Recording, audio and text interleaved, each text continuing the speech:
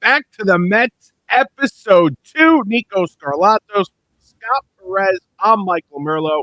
A big time episode for you today as we will go through, make our projections, our predictions on the lineup, the opening day lineups, what the 26 man will look like. I'm pumped. This is like a mix of what we think should happen and what we think will happen. At least that's how I did my predictions. And I'm super excited. Guys, how are we doing today? Yeah, I'm excited. I mean, I know we talked a little bit off the air about what our roster predictions and lineups were going to look like. Small differences that we have, so I'm excited to get into it. Lots to talk about and debate. It's going to be an interesting time for Carlos Mendoza. A lot of people think that he's on the hot seat entering the year, so there are going to be some key decisions that he's going to have to make early on in the year, especially because if this team doesn't get off to a good start, there's a very good chance that he could be on his way out very early. Yeah, I mean, we're at a great part of the offseason, 2 weeks out, and we're already talking about lineups and rosters. Baseball's coming soon when you're talking about this kind of stuff. Exactly 2 weeks from today, if you're listening when this comes out, or if you're listening a little bit later, less than 2 weeks away, and less than 2 weeks away from Yankees Giants on that Wednesday. That is the first game of the year on Netflix. By the way, shout out to our Hofstra Pride, all of us alumni. Scott's still there, winning the CAA, punching their ticket. It's been a great week. Can we talk about something for 1 second before we start with the Mets? Can we talk about Mark DeRosa for a second? Look, for our YouTube watchers, I'm wearing my USA. I got my David Wright World Baseball Classic jersey. We're going to the quarterfinal round. Luckily, but somehow we're going to the quarterfinals. That's the real Captain America, by the way. He doesn't strike out with the tying run at the plate. Okay, he doesn't do that. No, in all seriousness, though, like Mark DeRosa never manages again, right? Like he'll never have a chance as an MLB manager. He most likely will never manage Team USA again because I feel like they do him a favor letting him manage this team. And to make that kind of mistake, not knowing that they needed that game the other night, that's an embarrassment, a complete embarrassment. And it's just such a shame too, because I love Mark DeRosa. I'm over the summer every morning I'm watching MLB Central on MLB Network in the mornings. I love what he does. His breakdowns are awesome. But oh my God, what a disastrous mistake that he and the coaching staff of USA made. I do want to say the tiebreaker situation is so weird to me. Like, even if the United States didn't get in, let's say Mexico defeats Italy, and for whatever reason the tiebreaker doesn't go their way, I think it's a little ridiculous that a 3-1 team that had a 750 winning percentage doesn't advance to the knockout stage. But regardless, you have to understand, as the manager of the team that's supposed to win the entire tournament, I mean, USA is the favorite, to not know the rules and how the tiebreakers work. Yikes for Mark DeRosa. It is very confusing. I mean, I was trying to sit there last night or before the game started, and I'm trying to figure out what we needed to advance. As if I care, by the way. I mean, you can call me the most un-American human being on planet Earth. I could give a rat's ass what happens in this tournament, to be completely honest with you. As long as Nolan McLean and Clay Holmes and Juan Soto come back fully healthy, I do not care what happens in this tournament. So, but I'm trying to sit there and like think about what I'm rooting for last night. And I guess just an Italy win was fine, and that was good. And we're in. Well, it's funny too, because there was like, if Mexico scores 5 runs or if Italy scores 4 runs. Yeah. But then because the tiebreaker is technically runs allowed per defensive outs. So then there's that weird loophole where, like, even though Italy's up 4-0, if Mexico comes back to tie it and the game goes to extras and they end up playing a 13 inning game, then it could change. So like there was so many weird loopholes within the tiebreaker itself. So it was very confusing sitting there to watch. But right, once Italy goes up 6-0, then you're just sitting there saying, all right, just let Italy win this game, and then the score doesn't matter. It was so stupid. These tiebreakers are so freaking stupid. Anyway, it'll be interesting. We'll have the DR in the final, and possibly Japan in the final, if that's where we get to.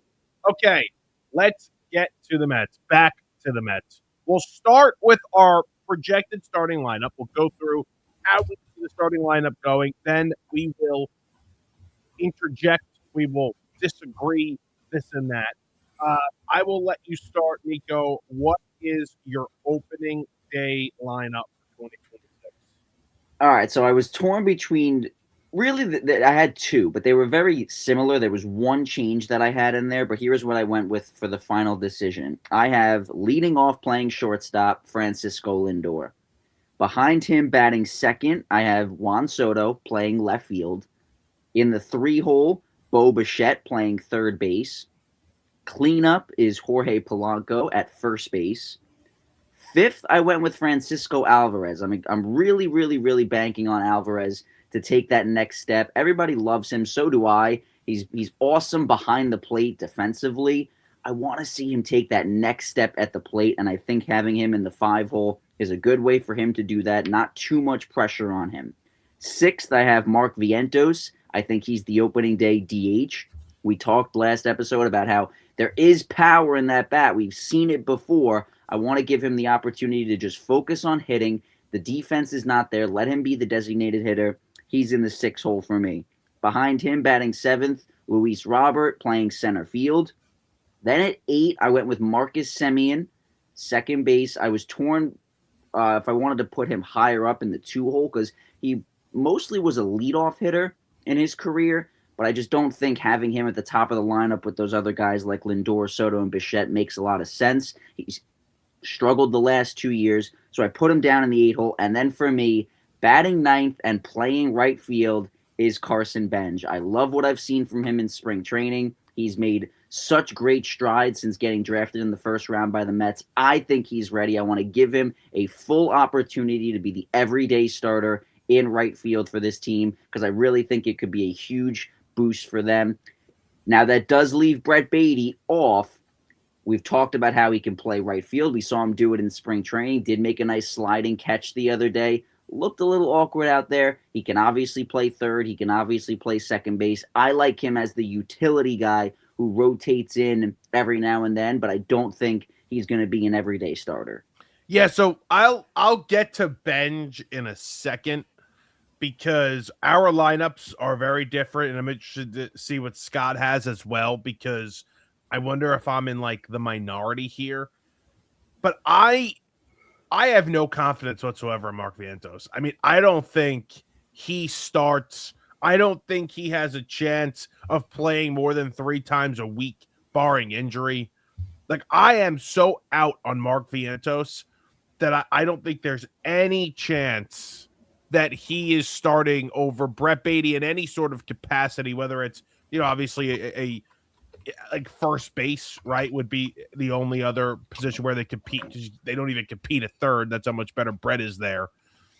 Like, I think Brett is no doubt a starter. So we disagree big time on Vientos. But hasn't the biggest issue or one of the biggest issues for this lineup been the fact that they don't have a legit power-hitting designated hitter? Isn't that what they're missing? Like, they tried it with Daniel Vogelback, didn't really work. They were platooning him with Darren Ruff, and then there was a multitude of guys that were coming in and trying to be the DH that weren't power hitters. Like, they were trying to do it with Starling Marte last year. Marte's not really meant to be a DH. Like, you think of the DH, it's Schwarber, it's Giancarlo Stanton, it's these big power hitting guys. And I think Vientos fits that role perfectly as a guy that once hit 27 home runs in a season and can't play defense very well. My issue with Vientos is that I just don't think he's a good hitter. Like, I don't trust him. I don't think that at any point he is going to get back to that 2024 form. I just don't see it happening. And I understand what you're saying, like the makeup of Vientos, a guy that, hey, he might not get on base a ton. He might only hit 250, but he's going to hit 30 bombs, and his OPS is going to be in the 800s. I understand what you're saying. I think the Mets just need a productive player in that DH spot, a guy that could get on base, a guy that could hit the home run, a guy that's just going to bring guys in. I don't want to sit here and like nitpick what an actual DH has to look like. I just think they need productive players all over the field. And there are guys in the lineup that have power, of course, like Lindor's a 30 home run hitter. Soto hit 40 last year. Alvarez, we've seen the power. He can do it. He hit 25 in his rookie year. But when you lose a guy like Pete Alonso, isn't the goal to try to find a replacement for that?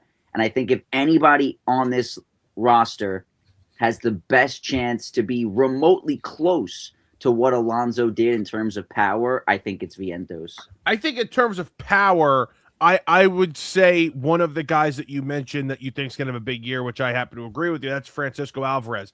I think the best chance of it happening is with Alvarez. I'll say this, though, and you want to talk about replacing Pete Alonso's power. I think overall the production of Pete Alonso, right? Let's add batting average and driving and runs and not just home runs. I think Bichette's going to do a good enough job.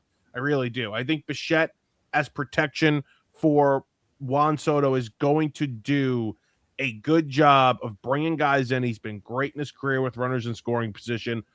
I think that Bichette in himself as a whole will do a good job of replacing the production of Pete Alonso. You also don't want to go down this road because obviously it sucks to talk about, but it's inevitable, right? There's going to be injuries. Guys are going to get hurt along the way. Not everybody's going to play 162 games. So, yeah, we can talk all we want about, the lineup right now, but Vientos is going to have to be an impact player for this team to be successful because he's going to get at-bats, at some point throughout the year. Scott, do you have any faith in Mark Vientos? I mean, I don't want to spoil my lineup, but I got him 5th in mine. I think yes, I think he's got something. I think 2024 Vientos is down there somewhere. I think you can afford to put him in that 5 hole for the first month or two, see how it works, and if it doesn't work out, you have options on your bench. You have options in the minors to go to if you really need to. Did you guys see what he did in the WBC? Not that I care about the WBC. I did. Training. It's one hit. He has one hit this spring. He's one freaking hit. He has one more hit than us three.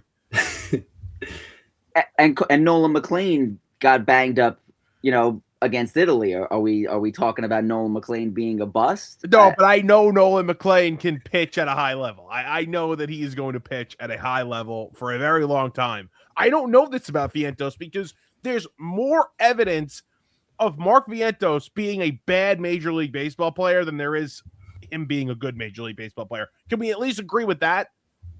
I mean, yeah, of course. Yeah. Obviously, he came up in 2022, wasn't good. 2023 was really a weird year for everybody except Francisco Alvarez. But I'm not ready to give up on what I saw in 2024. I think he deserves the right to be given an opportunity. Because even last year, there was so much about him platooning with Beatty, and then they tried Beatty at second, and then he hasn't had an opportunity to be an everyday player. He was so worried about the defense too, because everybody was hating on him how he can't play third base. If you just give him an opportunity to focus on hitting, I think there's an opportunity and a chance that he could be really good. I just think Beatty's a better offensive player. I understand wanting to save Beatty's defense for other places, and believe me, Beatty's I don't disagree with you that Beatty is going to play a couple of days a week in the field, barring any injuries. I think he's going to get a day at second. I think he's going to get a day at third. I think he can get a day in right. But I think Beatty right now is just a better offensive player than Mark Vientos. But he's been inconsistent too, right? I mean, there were years where he was horrible. 2023, he couldn't touch a pitch and was just terrible. So we've seen it from both guys. You could say the same thing about Francisco Alvarez. All of the, original quote unquote baby Mets were up and down throughout the first 3 years of their careers. So I don't think it's fair to single out Vientos when the other guys have struggled too. I mean, Francisco Alvarez got sent down to AAA last year. That's how bad he was doing. Yeah, it's a good point. Do you want to argue bench? Scott, do you also have bench in your starting lineup?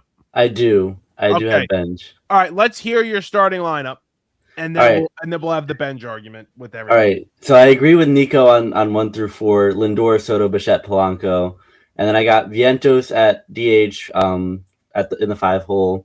Then Semien at second.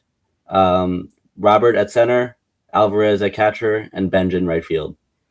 So we have Benj here in both of your lineups. I had a feeling I was going to be the only one without Benj in my starting lineup.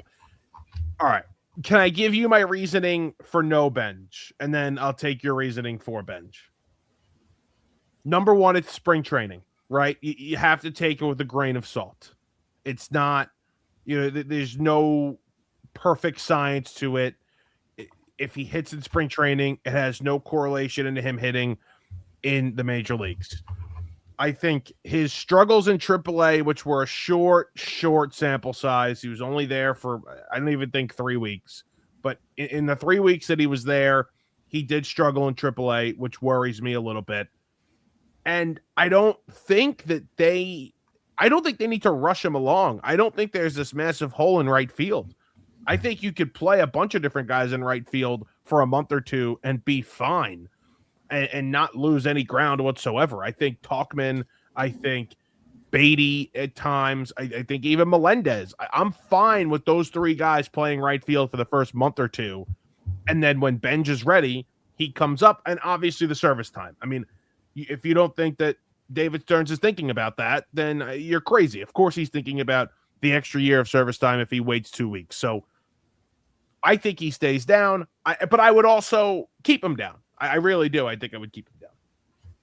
So the one thing that I would throw at you, though, is the last time the Mets had a rookie make his major league debut on opening day was in 2019, Pete Alonso, and it ended up being one of the greatest rookie seasons we've ever seen, and he turned into an all-time great Met. So that's something that, I thought of. Obviously, every player's situation is different, but I feel like we've seen occasions where, like, guys get called up mid-season, and it's awkward for them to try to just, like, jump right in while the locker room and the clubhouse has been brewing for a couple of months already. Guys are bonding, making friends, connecting.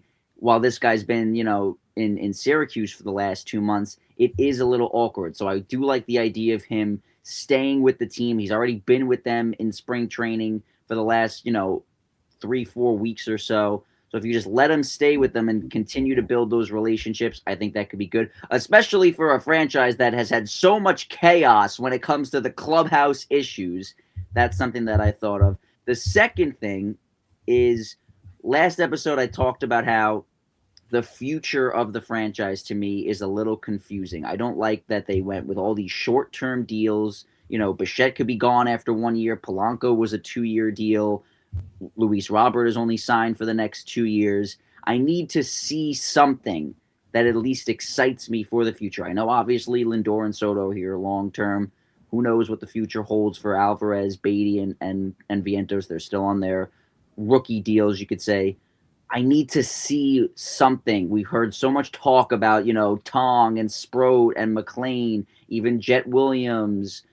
I got to see it at the major league level. So get him here as soon as possible, especially because if there's a lockout in 2027, that's even less playing time for him.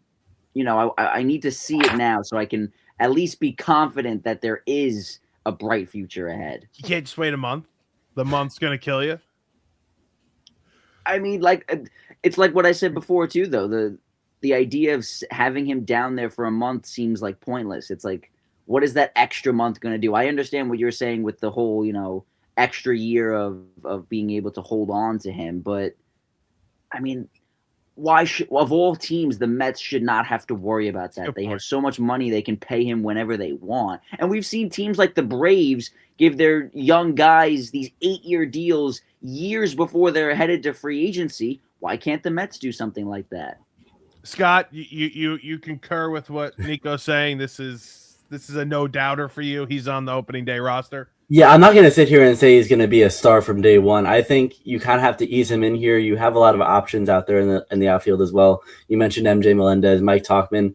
I think if you just, give him some major league reps, see how they go for the first month or two, and if it doesn't go well, send him down. Like, I don't think it's the worst thing in the world. Just give him some major league at-bats, see how he does in the majors, and then go from there. My issue is exactly what you just said, though. You don't have to worry about him struggling early. You have guys. I'm a huge Mike Tauchman fan. I think Tauchman is a very productive player that plays great defense no matter what position he's playing and will hit at a above average level. And Melendez is an interesting piece. I don't love him. I like Talkman a lot better. And obviously Beatty. Everybody knows I'm a big Brett Beatty guy. I just think you have options where you're not forced into this decision. They were almost forced into the Pete Alonso decision in 2019. It was completely different ownership. You needed some juice for the season because there really wasn't much. Like, they were forced into that decision. You're not, and I love that they're not forced into bringing Carson Bench up if they do not believe he's ready. But don't you think that there's enough major league hitters on this lineup already? Like, you have, Lindor, Soto, Bichette, Polanco, Luis Robert, Marcus Semien. That's more than half the lineup that are guys that have been in the league for a while. They can take, good competitive at-bats. They don't need another guy like that. Sure, Mike Tauchman is having a good spring. He's a serviceable outfielder. Same thing with MJ Melendez. I don't think that's what they need. I think they need, to try to catch lightning in a bottle at the bottom of that order to really spark things for this team. And if you look at where Nico and I have him in our lineup, we have him in the 9 hole, protected by Lindor and Soto. He can get some pitches to hit and take him. You almost convinced me. You guys almost convinced me, I gotta say. But I'm still holding firm on my Mike Tauchman love, and that I believe that he'll be a productive player for about a month and a half before Bench comes up. Okay, let's get to the bench very quickly because I'm actually intrigued to hear what you guys have. I didn't give you my lineup. I was going to say we want to hear your lineup. My lineup. All right, playing shortstop, leading off, Francisco Lindor, hitting second and left, Juan Soto. The top 4 is the same. Bichette at third, hitting third. Polanco, cleanup, playing first. I had Semien batting 5th at second. 6th, I had Beatty as the DH, but again, that can change depending on injuries and how Bo looks, how Polanco looks at first, so that could change. Alvarez in the 7 hole, Luis Robert in the 8, and Mike Tauchman playing right, hitting 9th. You guys both had Semien way higher than I did. I have him down. I am not high on him as a hitter, at least. I love the defense, shores up the middle infield with him and Lindor. I am not expecting a big year from Semien at the plate. I think what he could do as an 8 hitter, be serviceable, 750 OPS, sure. But I would not have him as high as 5. I think I'm not going to speak for Scott. I'll give him a chance to defend himself. I think for me, this is just beginning of the year, first few weeks. Let's see how this goes. I think eventually a guy like Alvarez comes up and takes over in that spot. Maybe Roberts hitting the crap out of the ball. He's now the 5 hitter. I think just to start, almost like a placeholder. That's why I had Semien there. Yeah, I agree. I'm hoping that the bottom 4 of the lineup, can prove themselves and earn a higher spot in the lineup for the rest of the year. That's where I'm at. And then the bench. I gave you my bench. I love my bench. I've got Luis Torrens, obviously the best backup catcher. I got Mark Vientos, Tyrone Taylor, and MJ Melendez. That is my bench. 2 outfielders, yes, but one of the best defensive outfielders in the entire league. Vientos, obviously, on the bench, could play first and third if needed. And, the utility guy is really Brett Beatty, but he's in the starting lineup.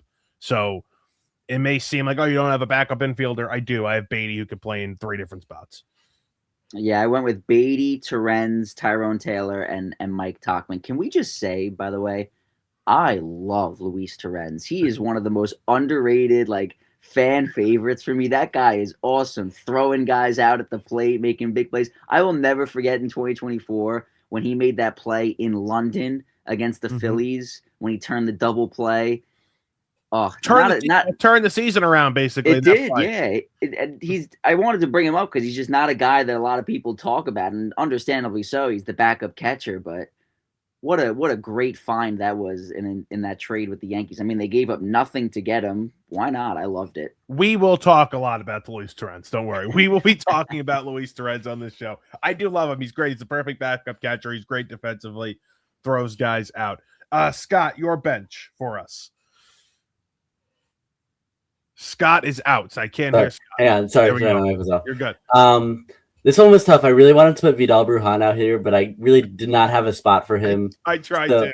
yeah, so I went with Luis Torrens, MJ Melendez, Mike Talkman, and Brett Beatty on my bench. There we go. So we have the same offensive players, just a little bit different of where we have them. Oh no, who's the only difference? Did you guys not have Melendez? If I have Benj, I don't have Melendez. If I don't have Benj on the roster, and you guys do, you don't have Melendez. I do not have Melendez. I do have Melendez. You don't have Talkman. I do have Talkman. I have no Tyrone Taylor then. No Tyrone Taylor. Tyrone Taylor. Wow. Yeah. I think it's time to make a switch. Wow. Okay. There it is. That's the difference. Okay. So we literally had one difference in each lineup. That's interesting. Okay. I had my reasonings. We gave the Benj reasonings. I'll start with my rotation here. Then we'll go through the bullpen after. The bullpen was actually fun, but I'll go through the rotation. I actually hated doing the bullpen because I'm looking at how bad it is. I feel differently. I actually think this bullpen. I might just be completely optimistic. I actually don't think this bullpen's gonna be that bad, but we'll get to it in a second. All right, the rotation. I had Freddie Peralta as the 1, Nolan McLean as the 2, David Peterson as the 3, Clay Holmes is my 4, Sean Manaea is my 5, and if I have to have a 6th, have to. It is Kodai Senga, who I have absolutely no faith in. It would not shock me if this guy's out of the rotation for Tobias Myers in a month. I mean, it wouldn't here. But they have depth right now. They certainly have depth. And, there's a couple of other guys, right? Like Christian Scott we talked about. Jonah Tong will be here at some point in the next 2 months. And Tobias Myers, again, who all can start Major League Baseball games. So a lot of depth in this rotation. They're 9 guys deep. Yeah, I went with the same 6 guys, just a different order. I went with Freddie Peralta, already announced, obviously, is the opening day starter. Nolan McLean is 2. Sean Manaea for me is 3. I do think Manaea is going to have a big bounce back year. I mean, he was awesome in 2024. I think the injuries killed him last year. Mm-hmm. I don't think it was his fault. He tried to come back. They were talking about how his arm still wasn't healthy while he was pitching. Just throw it in the trash year for Sean Manaea. 4 is David Peterson, 5 is Clay Holmes, and then 6 is Kodai Senga. If they went Holmes 4, Peterson 5, I'd be totally cool with that to, maybe break up the lefties so you're not going back-to-back lefties. But I like Peterson more than I like Holmes, so I put him in the 4 spot for now. And I do think that Senga, with a legit 6-man rotation, has a chance to be very successful. I'm not ready to give up on him just yet. And I think a 6-man rotation is good for multiple guys, not just Senga, because, obviously for him, that's his normal rotation, the way they do things in Japan. But if you look at guys like Peterson, Holmes, and even Manaea, I think it's good for them to have that extra day of rest, because we saw last year they were gassed by July and August, and Peterson especially couldn't even get an out. I mean, I remember that game in Chicago the last week of the regular season. He was terrible, and this was a guy that was an all-star in the first half, throwing complete game shutouts in June against the Nationals. So to have that extra day of rest, I think goes a really long way for not just Senga, but also guys like Holmes and Peterson. So that's why I went with the 6-man rotation. I don't think there's any doubt there's going to be a 6-man.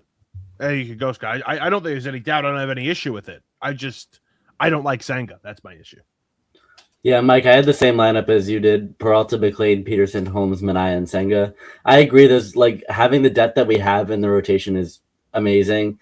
And if Senga doesn't work out, then you have those options in the minors.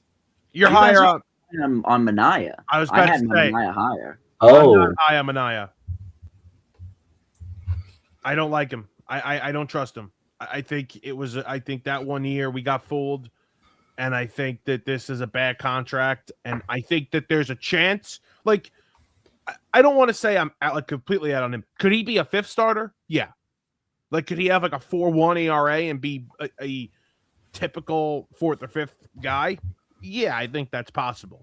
But I like Holmes and I like Peterson much more than I like. I think there's a gap between the top 4 and then Manaea, Senga. So I'm noticing you are just way past 2024. Like nothing that happened in that season matters anymore. You have to be past that. We're so far from 2024. But from Manaya's perspective, that's really the last time we saw him pitch a full normal season. So like, wouldn't it make more sense for him to go back to that form? I don't know, because that was his first like great season, really good season in a very long time. So I think that was like the chances of that season being an outlier are far greater than him returning to that form, in my opinion. But in 2024, he was quote unquote the ace of that rotation, right? I mean, so if he's only being asked to be the number 3 starter, I don't think he has to be as good as he was in 2024. Just don't be as bad as he was last year, and there's no way he will be as long as he's healthy. And that's how I feel, right? Like, I don't think that, like, I just don't have much expectation for him. Like, him getting back to that 2024 form for me is foreign. I don't think there's any chance that happens. But again, could he be a serviceable 4th or 5th starter in this rotation? Sure. I also don't trust him to stay healthy. Well, that's not even trust a lot of guys to stay healthy. Right. Like, you don't trust a lot of guys, and I agree with you. But I just don't trust that he'll be healthy. Every time Nolan McLean whipped his arm the other night for the World Baseball Classic, I cringed. So I'm always going to be nervous of stuff like that. No, but we love the World Baseball Classic. It's great. It's so much fun. It's the greatest thing ever. Yeah, I like this rotation, though. I like Christian Scott. I do. And I think Scott has a chance to really make an impact. I just think he's still kind of rehabbing, and they really want to build him up. And let's get him to the major leagues when there's a need for him and he's completely built up. That was my exact thought. I was going to put him in the bullpen and have him as like a long reliever type guy. But I just think it makes so much sense, so much more sense. Like you said, he's coming off the injury. Let him go down to AAA and remain a starter and get some work in down there. He'll be up. Tong, were you guys okay with Tong, or did you want to see Jonah Tong in the majors to start the year? No, I think it's fine putting him in AAA. He showed flashes last year, but he just wasn't ready. He was clearly rushed to the major league level because they were desperate in the second half last year. I am totally fine with Tong being in the minor leagues to start the year. Yeah, I feel like we talked about this last episode. Like, he did look rushed last year, just not quite ready for the MLB level. I think he will be eventually this season, but just a few more reps in the minor leagues will help him out. Yeah, I think a couple months, then he'll be back up. I will say also, he hasn't looked good in spring training either. Take it with a grain of salt, but he really has not looked good in spring training. So I agree, completely agree. I think this is the first thing we all agree on, that Jonah Tong should be in the minor leagues to start the year. Bring him up in June. Let's see what he's got. I think he's going to make a major impact on this team. Again, depth for this rotation. Tobias Myers in the bullpen. We'll talk about him in a minute. All right, I think he's an interesting case. Okay. Let's get to the bullpen. Scott, start us off in the bullpen. All right, I got Devin Williams as our closer, Luke Weaver, Brooks Raley, Luis Garcia, Tobias Myers, Huascar Brazoban, and Craig Kimbrell making this bullpen. Okay. I didn't have Kimbrell. I didn't either. I may have forgotten about him last night. And I just saw something on Twitter actually about 10 minutes ago, and now Scott's got him in the pen. So I had somebody else, and I won't change it. But I had one other guy in. Kimbrell in the bullpen. You know what? It's interesting, though. It's like this last spot. I mean, there's obviously going to be injuries and guys struggle, but they don't really have a lot of flexibility in terms of options with a lot of these guys. But Minter's coming back in about a month. So you know you're going to get Minter back into this pen. So, you know, like the Kimbrell spot, my guy's the Warren spot in this bullpen. Like they're gone in a month when Minter's back. Yeah, especially when our only lefty in our bullpen right now is Raley. Like, at least the one that I have. Yeah. The only lefty is Raley.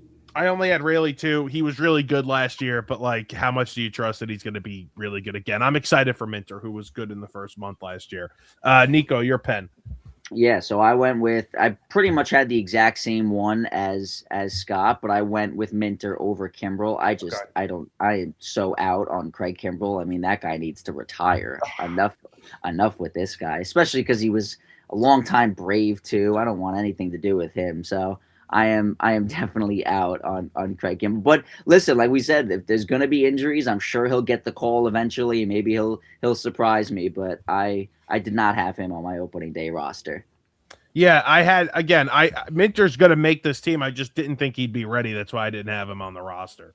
So my bullpen was I had Devin Williams as the closer, Luke Weaver, Huascar Brosban, Tobias Myers, Brooks Raley, Luis Garcia, and then Austin Warren breaking camp with the big league squad. I have to say something. I'm totally pumped and excited for Devin Williams. I mean, I think Devin Williams is back to elite form. I really do. I tell me I'm wrong. Tell me I'm crazy. I think he was unlucky last year. I think he returns to Milwaukee Brewers Devin Williams form.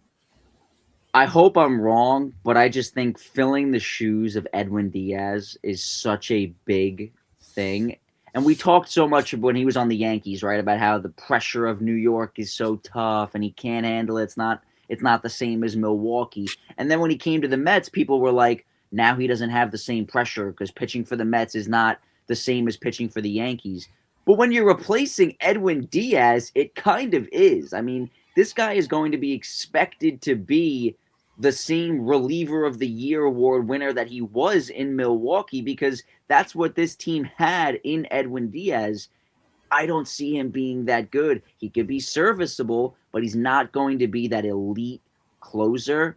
And that's going to be a big issue for this team because I don't think we realize, I mean, we do realize it, but I don't think David Stearns realized how valuable Edwin Diaz really was to this Mets team. Because if we're talking about them being an 85 to 88 win team who's fighting for a wild card spot, those games, if he blows 5 games, and that could be the difference in them getting in or not. And if they would have had Diaz and don't lose those 5 extra games, we're gonna be kicking ourselves, or at least David Stearns will be. I just think like, and I agree with you. It's a tall task to come in here and replace, I think, literally the greatest closer in Mets history, right? Like for that run, he was the best. There was nobody better. He had the best 3-year, 4-year run of any Mets closer. When he came into the game, you knew the game was over. I just think Williams, it's a little less pressure coming to the Mets. He's had the year under his belt. He had the worst possible season he could have had. So I think he's seen it all. I think he's dealt with it all. I think he comes in there. I think he's ready to go. I think he looks good. As long as he's healthy, he's going to be one of the best relievers in baseball. I also don't think there's anyone else in that bullpen. Like, let's say he does struggle, right? Who's going to become the closer then? Like, there's not even like a good backup option. Like Luke Weaver, not too high on him. Like, sure, he could be a good, 7th inning guy. We talked about Raley. I don't love him as a closer. He does well against lefties. Same thing with Minter. Huascar Brosban. I do like Brosban. I think, I saw a tweet the other day and it was like, this guy's actually really good when he doesn't pitch 5 times a week. Completely overused last year. Same thing with Reed Garrett. So I do like Brosban, but he's not a closer. I don't like that there's no like legit backup option. Like you're pushing all of your chips to the middle of the table with Devin Williams, a guy that had a 4 ERA last year, pitching in the same city where you play in. I don't know. I don't love it. I don't disagree with that. You don't have that backup option, which kind of sucks. You do. I don't disagree with that. But maybe you don't need it. Maybe you don't need it. Tobias Myers, he'll start in the pen. I'm pumped about him. I think that this guy is the X factor in this bullpen. He could be your multi-inning guy, your 2 to 3 inning guy at times when you need it. I think he's going to be very effective. If they need him in the rotation, they'll build him up and get him into the rotation. He's going to be built up about halfway. I think Mendoza said anywhere from 65 to 80 pitches. So that's where he'll be to start the year. He's going to start in the pen, though, and I'm super excited to see what he brings to this team because I think he's going to be a big bullpen piece. it's something that's gotten, it's become forgotten for obvious reasons, but game 3 of that wild card series against the Brewers, we always talk about the Alonso home run, but the only reason that they were getting shut out into the 9th inning was because Tobias Myers completely locked down that Mets lineup. So from what we've seen of him, against the Mets, he's been really good. So I am excited about the Tobias Myers addition. I think it's a very underrated piece to the Freddie Peralta trade. Yeah, I think it's definitely overlooked, and he adds a lot to this bullpen, a lot of depth, and it just brings that Peralta trade to the next level, in my opinion. It does. It's a great point because people will say they gave up a lot, and they gave up a lot, but they also got somebody in this trade that could be a starter or could be a lethal bullpen arm that has a ton of years of control left in Myers. So I'm good there. Luis Garcia. I like Luis Garcia. I think that's an underrated move for the Mets. Maybe I'm just a Mets shill right now, but I think I like that. I like that move. No, I agree. I thought he was serviceable. We've been using that term. Serviceable.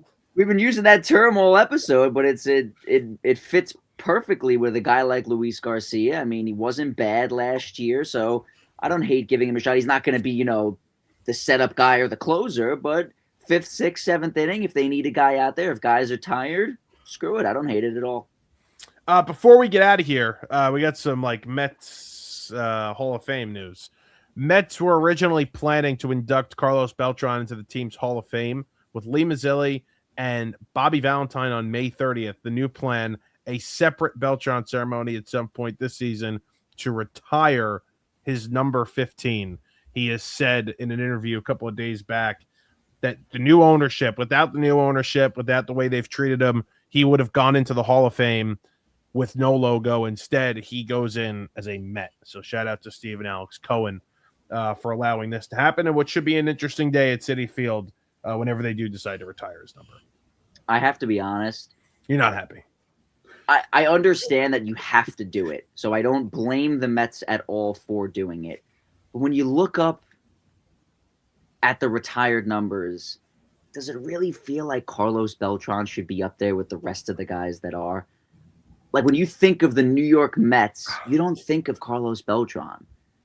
Like 86, it makes sense. You have Doc, Darrell, and Keith. 69, it's Kuzman and Seaver, with obviously Gil Hodges, the manager. David Wright for the 2000s, 2010s. Mike Piazza, an all-time Met, one of the most famous home runs in Mets history. Willie Mays, obviously, because, famous for playing in New York, whether it was with the Giants or the Mets for a couple of years, even won a pennant with the Mets in 73. It just seems like Beltran is a weird player to have up there. But listen, he's going into the Hall of Fame with the Mets hat on, only the 3rd player to ever do that. So I get needing to do it. It just seems to me like we complained so much with the Wilpons that there weren't enough retired numbers. Now I feel like we're getting to the point where there might be too many. I mean, this is a franchise that has, 12 playoff appearances in like 60 years, and they have 11 retired numbers. The only thing I'll say is, like, if you're going to retire Doc and Darrell, right, for what they did as Mets, and I understand it came with a World Series title, and that changes some things, but in terms of the caliber of player, Beltran, I think, like, we could argue, like, is the better player, right? Like, he had the better numbers, better defensive player. Like, Beltran was, if we're just comparing the player, Beltran was probably better. But so if you're going by that, I mean, I know I'm using a different sport to compare it here. Then the Islanders should retire John Tavares' number. Well, Top 5 in most statistical categories all time. I think this is a better one. Does DeGrom's number get retired with the Mets? No. I think so. I think they retire his number. So we just have like a completely different view on how we're retiring numbers. You're more of the Wilponian way of retiring numbers, it seems like. Well, no, but see, I agreed at the time, like when the Wilpons didn't retire anyone from 1986, that to me was so bizarre. I mean, it's, they only have 2 championships and you're not going to honor one of them or the players that were, responsible for bringing that championship to Queens. So when Cohen got here and, added Kuzman and Keith, Doc, and Darrell, like, those guys made sense to me because they won championships. They're New York Met icons. Carlos Beltran is most known for striking out in the 2006 NLCS and ending the season. That, as much as we love him, that is his most remembered moment as a New York Met, is losing the NLCS for a team that was good enough to win a World Series. And I was just going to bring that up. That's kind of taints his Mets legacy. His best years of his career were with the Mets, and it sucks. I feel for him that one strikeout is what he's remembered by, at least by a lot of Mets fans, which kind of sucks. I'll tell you what he's also remembered by for Mets fans. Hitting the non-base hit that was a base hit against Yohan Santana. Yes. Right. For the no-hitter. So there we go. He's also remembered for that. So he's a hero. But he's a hero, right? I mean, he's up for it. So it works out in both ways. So I don't know. Like, I'm okay. I wouldn't label him a hero for that, though. I mean, I'm kidding around. I think I understand your point, and I don't think it's some sort of slam dunk. Like, I think he's a Hall of Famer. So don't get me wrong. Like, I think he's a Hall of Fame baseball player. So if we're talking about voting him into the Hall of Fame, yes, 100%. He's a Hall of Famer. But I think it's a really tough call for the Mets to make, and I agree with you. I don't view Beltran in the same light that I do a Keith Hernandez or a Doc Gooden or a Darryl Strawberry, because they have those championships. Beltran played on some bad teams here that I remember, which I think we remember, which also hurts him too. So, and the way he left kind of sucked. So, I mean, they did get Zach Wheeler in that trade. Yeah, but what was the thing with the surgery? Like, he was getting surgery, and then he wasn't getting surgery, and then he didn't tell the Mets he had surgery. That maybe was a year prior before he left. Something happened. A little sketchy. The 2010, 2011 Mets are just... I wish I don't have that memory, to be honest. 149 home runs, 559 RBIs. He had, 100 stolen bases? 100 stolen bases. He hit 280 with an 869 OPS as a Met in 839 games. 31 WAR too. Yeah, no, listen, he's a good Met. He's a good Met. Again, he's going into the Hall of Fame as a Met. So for that alone, you have to retire his number. Like, I don't blame Stephen Alex Cohen at all. It's just going to be weird to me looking up and seeing the 15 when it's like, what did he really win? 15 here? next to 5 is kind of tough. Yeah. 15 next to 5. Will you make it a point to go to that game? Probably. I trying to think. I was at the Willie Mays retirement. I was at Doc. I was at Wright, and I was at Hernandez. So, and I was at Mike Piazza. So I usually try to make my way there because it's an event. It's an occasion. You go to so many random Tuesday night games where there's 25,000 people there. It's cool once in a while, especially you're saying if it's going to be early in the year. It's exciting when it's a sold-out crowd. The fans are amped up. So it's usually a Saturday afternoon game. So it's always a vibe when stuff like that happens. I was at Willie Mays, was the Old Timers Day against Siraki. So I was at that. Yep. The one I regretted the most, and I was away for Wright, and I knew I was going to be away for Wright, so I didn't regret it. Hernandez. I had a lot of FOMO with Hernandez. That seems like an awesome day. Yeah. I was like, damn it, I'm not there. Yeah, I was at Hernandez and Wright. Those were both really awesome to be at. I'm surprised you missed David Wright. Where were you going? That was so important. I was in the Outer Banks. I had a trip planned. There was nothing, it was like that was the day. That was the week. It was the first day I was there too. So I watched the whole thing. I cried during it. I watched the whole thing and cried. So you give me that. Well, what sucks about that day, looking back now, is they played the Reds and they lost, and that's the difference in them getting to the playoffs. And Soto in the bottom of the ninth hits a ball down the right field line, a foot foul, and if they win that game, they're in the playoffs. That's baseball, Susan. Mm-hmm. All right, that's going to do it. Episode 2 in the books. One more before the season starts, and then we get on a roll, a consistent roll with episodes dropping at least twice a week, maybe 3 times a week, depending on what's going on. But we're super pumped for the season to start. Again, one more before the season starts, and then we will be rolling once the regular season begins. We will talk to you guys next week.